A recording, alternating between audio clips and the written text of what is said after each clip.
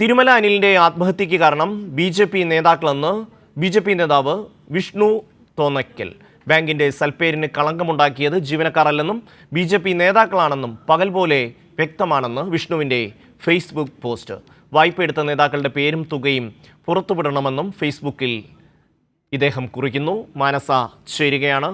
മാനസ, ബി.ജെ.പിക്കുള്ളിൽ ശക്തമായ പ്രതിഷേധമുണ്ട് അനിലിന്റെ വിഷയത്തിൽ. അനിൽ ആത്മഹത്യ ചെയ്യേണ്ട സാഹചര്യം ഒരുക്കിയത് ബി.ജെ.പിയുടെ നേതാക്കളാണെന്ന അഭിപ്രായം ഇപ്പോൾ പുറത്തു വരികയാണ്. എന്തൊക്കെയാണ് ഫേസ്ബുക്ക് പോസ്റ്റിന്റെ വിശദാംശങ്ങൾ? ബി.ജെ.പി.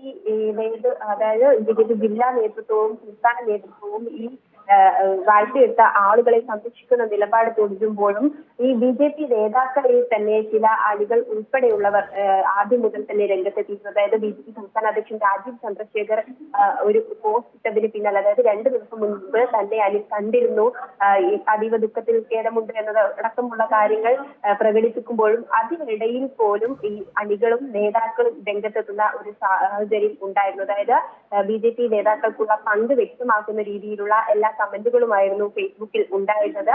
അതോടൊപ്പം തന്നെയാണ് ഈ ആത്മഹത്യയെക്കുറിച്ച് നമ്മുടെ ആളുകൾ തന്നെയാണ് ഈ വായ്പ എടുത്തത് എന്നതടക്കമുള്ള കാര്യങ്ങൾ താൻ ഒറ്റപ്പെട്ടു എന്നും അനിലും വ്യക്തമാക്കിയിരുന്നു. പിന്നാലെയാണ് ബി.ജെ.പി. നേതാക്കൾ തന്നെയാണ് ഇതിൽ നിന്ന് വായ്പ എടുത്തതെന്നും തിരിച്ചടക്കാത്തതെന്നും ഉള്ള കാര്യം എല്ലാവരും തന്നെ മനസ്സിലാക്കിയ സാഹചര്യത്തിലും അത് തുറന്നു സമ്മതിക്കുന്ന ഒരു നിലപാട് ബി.ജെ.പിയുടെ സംസ്ഥാന നേതൃത്വമോ അല്ലെങ്കിൽ ജില്ലാ നേതൃത്വമോ കൈക്കൊണ്ടിരുന്നില്ല.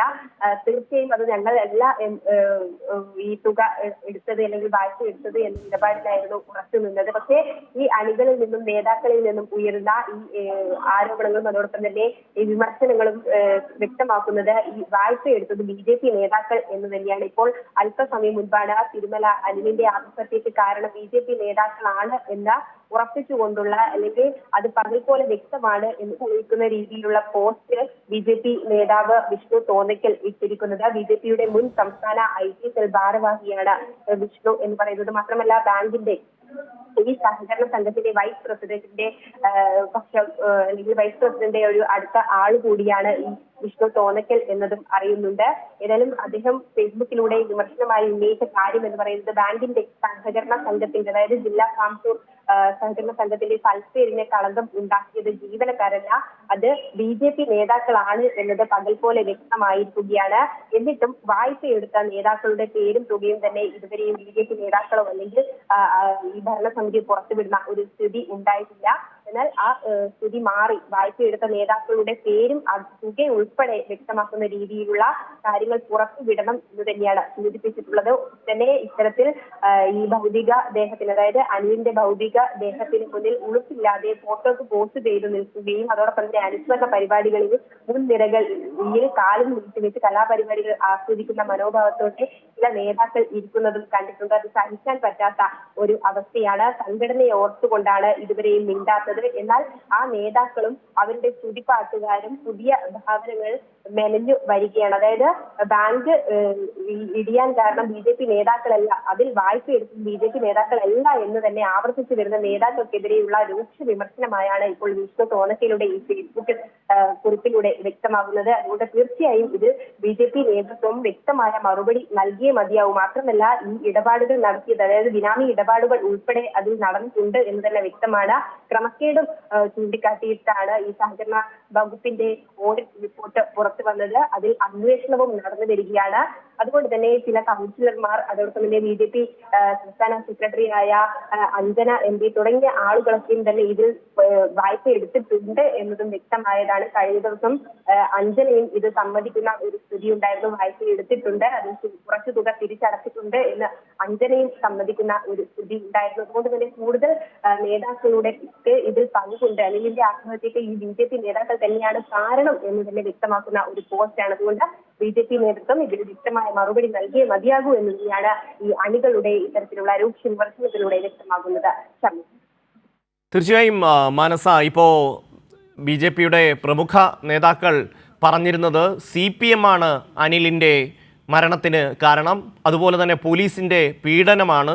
അങ്ങനെ പുതിയ കുറേ കഥകൾ മെനയാനുള്ള പരിശ്രമം ബി.ജെ.പി. നേതാക്കൾ നടത്തി. അപ്പോൾ തന്നെ അത് പൊളിഞ്ഞു പോയിരുന്നു. ഇപ്പോൾ ഈ വിഷ്ണുവിൻ്റെ ഫേസ്ബുക്ക് പോസ്റ്റിൽ നിന്ന് തന്നെ വളരെ വ്യക്തമാണല്ലോ BJPയുടെ നേതാക്കന്മാർ തന്നെയാണ് അനിലിൻ്റെ ആത്മഹത്യക്ക് കാരണം എന്ന്. രാജീവ് ചന്ദ്രശേഖരനെ ഓഫീസിൽ പോയി കണ്ട് ഈ കാര്യങ്ങൾ അനിൽ പറഞ്ഞിരുന്നു. പക്ഷേ ഒന്ന് സഹായിക്കാൻ, ഒരാശ്വാസവാക്ക് പറയാൻ പോലും രാജീവ് ചന്ദ്രശേഖർ തയ്യാറായില്ല എന്നുള്ളതാണ്.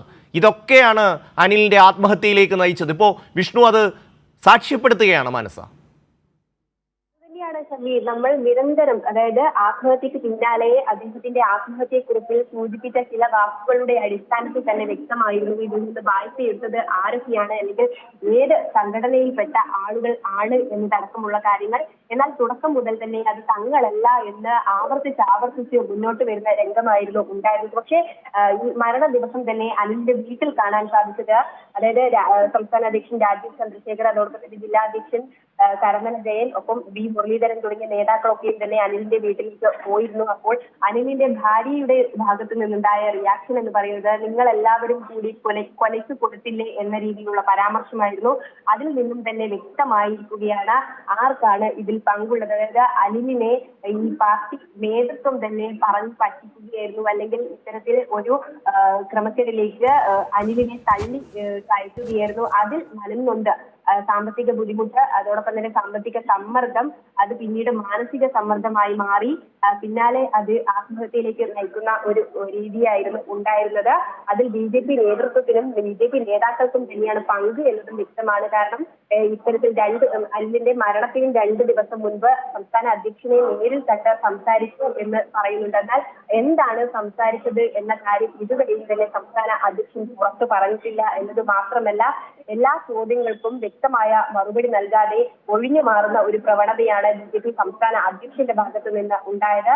ഇതേ ചോദ്യം വി മുരളീധരനോട് ആവർത്തിച്ചപ്പോഴും അദ്ദേഹവും ആരാണ് ഞങ്ങളുടെ ആൾക്കാർ, ആരാണ് ഈ ഞങ്ങളുടെ ആൾക്കാർ എന്ന് പറഞ്ഞ ചോദ്യത്തിനായിരുന്നു വി മുരളീധരന്റെ ഭാഗത്തു നിന്നും ഒരു ഒഴിഞ്ഞു മാറുന്ന പ്രവണത ഉണ്ടായത്. അതായത് BJP നേതാക്കൾ തങ്ങൾക്ക് ഇതിൽ പങ്കില്ല എന്ന് പറയുന്നു. ഒപ്പം അത് CPMന്റെയും പോലീസുകാരുടെയും തലയിൽ കെട്ടിവെക്കുന്ന ഒരു പ്രവണത ഉണ്ടാകുന്നു. അത് തന്നെയാണ് വിഷ്ണുവിന്റെ ഈ ഫേസ്ബുക്ക് പോസ്റ്റിൽ പറയുന്നത്. അതായത് പുതിയ കഥകൾ, ഭാവനകൾ മെനഞ്ഞു വരികയാണ്. ഇതൊക്കെയും കണ്ട് സഹി കെട്ടാണ് ഇത്തരത്തിലൊരു പോസ്റ്റ് ഇടാൻ കാരണം. അതായത് നല്ല രീതിയിൽ ജനസ്വീകാര്യതയോടെ പ്രവർത്തിച്ചു വരുന്ന ഒരു സ്ഥാപനമായിരുന്നു ജില്ലാ ഫാം കോർപ്പറേറ്റീവ് സൊസൈറ്റി എന്ന് പറയുന്നത്. അതോടൊപ്പം തന്നെ ഈ അതിന്റെ പ്രസിഡന്റ് സ്ഥാനത്തുണ്ടായിരുന്ന തിരുമല അനിലാണെങ്കിലും നല്ലൊരു വ്യക്തിത്വത്തിന് ഉടമയാണ്. അദ്ദേഹത്തെയാണ് ഇത്തരത്തിലൊരു കളങ്കത്തിലേക്ക് അല്ലെങ്കിൽ ക്രമക്കേടിലേക്ക് തള്ളിയിടാൻ ഈ BJP നേതാക്കളൊക്കെയും തന്നെ ശ്രമിച്ചത്. ഒരുപക്ഷെ അതിൽ മനംനൊന്ത് തന്നെയാണ് അദ്ദേഹത്തിൽ ഒരു ആത്മഹത്യയിലേക്ക് നയിച്ചതും എന്നതും വ്യക്തമാണ്. അതുകൊണ്ട് തന്നെ ഈ നാടകങ്ങളൊക്കെയും തന്നെ കണ്ട് സഹിക്കാൻ വയ്യാതെയാണ് ഇത്തരത്തിലുള്ളൊരു ഫേസ്ബുക്ക് കുറിപ്പ് ഇടുന്നത്. മാത്രമല്ല മറ്റ് നേതാക്കളൊക്കെയും അല്ലെങ്കിൽ ഈ BJP നേതൃത്വത്തിലുള്ള അണികളൊക്കെയും തന്നെ ഫേസ്ബുക്കിലൂടെ കമന്റുകളായൊക്കെയും രംഗത്തെത്തിയിരുന്നു. BJP സംസ്ഥാന അധ്യക്ഷന്റെ പോസ്റ്റിന്റെ താഴെയാണ് നിരവധി പേർ ഇത്തരത്തിൽ നിങ്ങൾ തന്നെയല്ലേ ഇതിന് ഉത്തരവാദികൾ എന്ന രീതിയിലുള്ള കമന്റുകളൊക്കെയും തന്നെ ഇട്ട് രംഗത്തെത്തിയത്. പിന്നാലെയാണ് ഇപ്പോൾ പരസ്യമായി ഒരു മുൻ IT സംസ്ഥാന ഭാരവാഹിയായിരുന്ന ഒരു നേതാവിന്റെ ഭാഗത്ത് നിന്ന് ഇത്തരത്തിലൊരു രൂക്ഷ വിമർശനം അടങ്ങിയ പോസ്റ്റ് പുറത്തു വരുന്നത്. ഏതായാലും ഇത് BJP നേതൃത്വത്തെ തന്നെ വെട്ടിലാക്കുന്ന രീതിയിലുള്ള മുന്നോട്ട് പോക്കാണ് എന്നത് വ്യക്തമാണ്. അതുകൊണ്ട് തന്നെ കൃത്യമായ മറുപടി പോലീസിനോടും അതോടൊപ്പം തന്നെ ജനങ്ങളോടും ഈ നേതൃത്വം പറഞ്ഞേ മതിയാകൂ എന്ന് തന്നെയാണ് തെളിയിക്കുന്നത്.